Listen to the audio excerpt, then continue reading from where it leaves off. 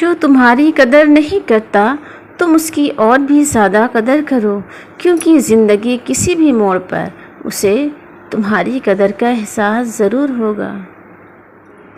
جو تمہیں خوشی میں یاد آئے سمجھو تم اس سے محبت کرتے ہو، اور جو تمہیں غم میں یاد آئے سمجھو وہ تم سے محبت کرتا ہے۔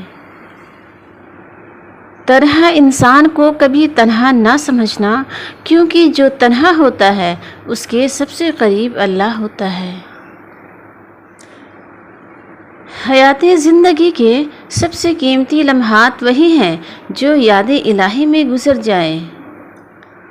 اگر کسی سے محبت ہونے لگے تو صدقہ دو، محبت ہوئی تو مل جائے گی، اور اگر بلا ہوئی تو ٹل جائے گی۔ زیادہ سوچنا انسان کو ختم کر دیتا ہے، بس دعا کرو اور اللہ پر چھوڑ دو۔ اللہ کے رسول صلی اللہ علیہ وسلم نے ارشاد فرمایا، جس شخص نے سورہ واقعہ پڑھی اس پر فقر و فاقہ نہیں آئے گا۔ آج اگر زندگی مشکل ہے تو کل کی آسانی کا وعدہ بھی اللہ نے کیا ہے۔ اللہ سے مانگو، خوب مانگو، وہ تمہیں امید سے بڑھ کر دے گا۔ جب تمہیں لگے کہ تمہارا کوئی نہیں تو آسمان کی طرف دیکھو، وہاں وہ ہے جو ہمیشہ سے تمہارا تھا اور ہمیشہ تمہارا ہی رہے گا۔ اگر خیالات میں گہرائی ہو تو کردار میں سادگی آ جاتی ہے۔ وہ تھوڑا عمل جو پابندی سے بچا لایا جائے اس کثیر عمل سے زیادہ مفید ہے جس سے دل اکتا جائے۔ یقین کے ساتھ سوتے رہنا شک کے ساتھ نماز پڑھنے سے بہتر ہے۔ غصہ ایک قسم کی دیوانگی ہے۔ جو تمہاری خاموشی سے تمہاری تکلیف کا اندازہ نہ کر سکے اس کے سامنے زبان سے اظہار کرنا صرف لفظوں کو ضائع کرنا ہے۔ حضرت ابوبکر صدیق رضی اللہ عنہ نے فرمایا، ہر چیز کا ثواب کا اندازہ ہے مگر صبر کی ثواب کا کوئی اندازہ نہیں۔ جاہل خواہش کا غلام ہوتا ہے۔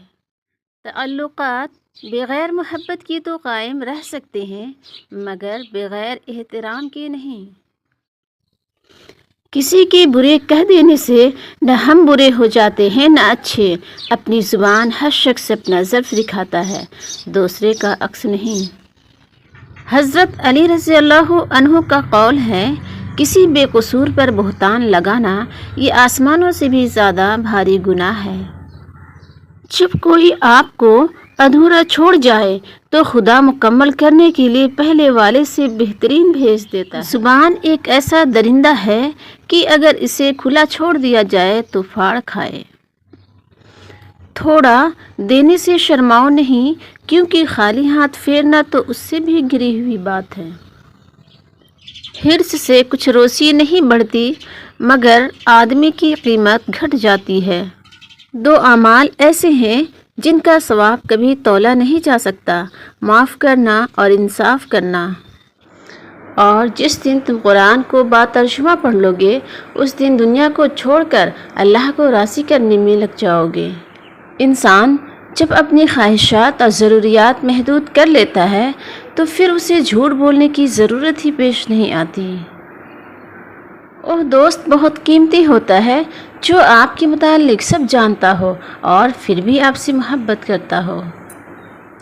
برباد کرنے میں بھی اکثر انہی کا ہاتھ ہوتا ہے، گلے لگا کر جو کہتے ہیں ہمیشہ خوش رہو۔